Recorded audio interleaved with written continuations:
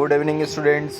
आज मैं आपके लिए नीट के बहुत ही महत्वपूर्ण क्वेश्चन लेकर आया हूं, जिसके क्वेश्चन और आंसर बिल्कुल साथ में हैं और आप लोग बहुत अच्छे से इसके नोट्स बनाएं और इन्हें तैयार करें।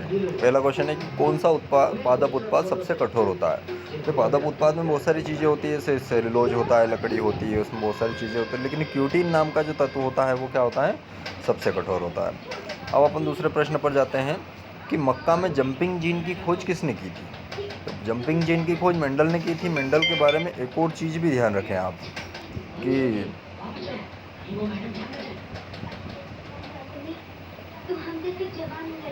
कि मेंडल के बारे में एक और चीज़ कौन सी थी कि मेंडल को आनुवंशिकी का जनक भी कहा जाता है ना। तो ये क्वेश्चन भी यहाँ पर बनता है कि आनुवंशिकी का जनक कौन है, मेंडल है। फेरिटीमा में पट किन खंडों के बीच अनुपस्थित होते हैं। तो फेरिटीमा होता क्या है जानते हैं आप। फेरिटीमा जो तो केचुआ होता है, केचुआ को फेरिटीमा कहा जाता है, उसका ये जंतु वैज्ञानिक नाम है।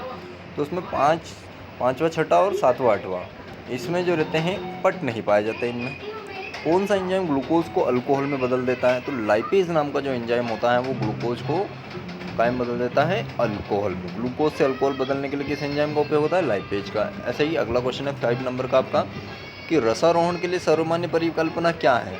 तो स्पंदनवाद दिया था। रसारोहण का मतलब होता है रस का आरोहण मतलब ऊपर चढ़ना। तो रस को ऊपर चढ़ाने के लिए एक जो अलग अलग वैज्ञानिकों ने अलग अलग वाद प्रस्तुत किए थे, उसमें सबसे महत्वपूर्ण वाद कौन था स्पंदनवाद।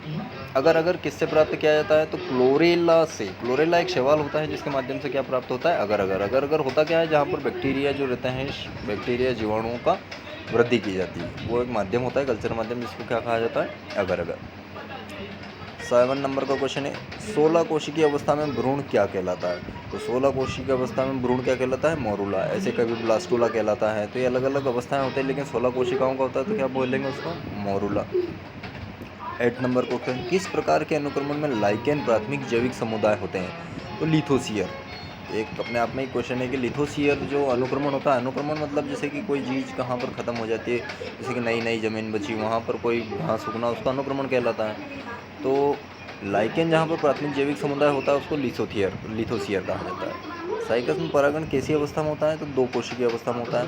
आपातकाल के समय कौन सा हार्मोन स्त्रावित होता है, तो एल्डोस्टेरोन। तो आपातकाल के समय कौन सा हार्मोन स्त्रावित होता है, तो ये गलत क्वेश्चन है। एल्डोस्टेरोन ऐसे टाइम पे स्त्रावित नहीं होता है। मैं बताऊँ आपको, इसमें थोड़ा ध्यान रखें कि ये क्वेश्चन 10th नंबर का आपका क्वेश्चन क्या है, थोड़ा गलत क्वेश्चन है। इसका आंसर यहाँ पर गलत दे रखा है कि एल्डोस्टेरोन जो रहता है वो नहीं होता है, कोई दूसरा हार्मोन स्त्रावित होता है। उसका ध्यान मेरे को अभी नहीं आ रहा, आप मेरे को पूछें, मैं बाद में बताऊँगा, याद दिलाएं मुझे ना। जंतु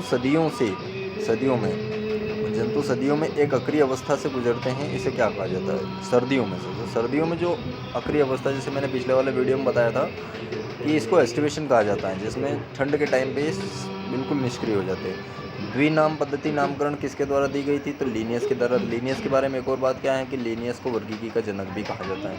द्विनिषेचन कहाँ पर पाया जाता है, तो द्विनिषेचन कहाँ होता है, आवृत्त बीजियों में द्विनिषेचन होता है। यहाँ पर ऑप्शन आएंगे आपको, आवृत्त बीज, अनावृत्त बीज, इस प्रकार से। कौन सा कीट निवही है। निवही का मतलब होता है कि ऐसा कीट जो स्वयं नहीं जी सकता है, मतलब उसके 2 होस्ट में जीवन चक्र पूरा होता है। तो मच्छर है, इसमें प्राथमिक जो रहता है वो मनुष्य और द्वितीय वो होस्ट खुद होता है।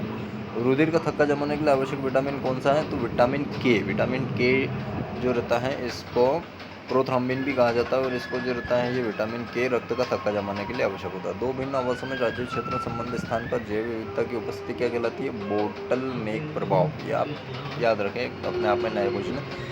कुप्फर कोशिकाएं कहाँ पर उपस्थित होती हैं, छोटी आंत में कुप्फर कोशिकाएं पाई जाती है। आपने कुप्फर छोटी आंत की एलएस का चित्र देखा होगा, उसमें दिखाई देती है। कैलिप्ट्रा किससे बनता है, तो स्त्री ध्वनि से कैलिप्ट्रा बनता है। आरंभक कोडान क्या है, AUG।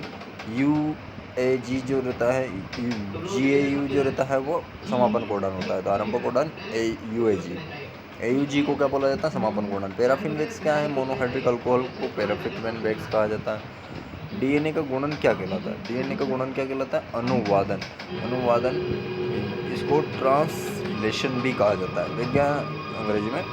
वैज्ञानिकी रूप से प्रोग्राम सेल डेथ को क्या कहा जाता है? तो परासरण कहा जाता है। परासरण क्या होता है कि अर्धपारगम झिल्ली से जल का अधिक सांद्रता से कम सांद्रता की ओर जाना।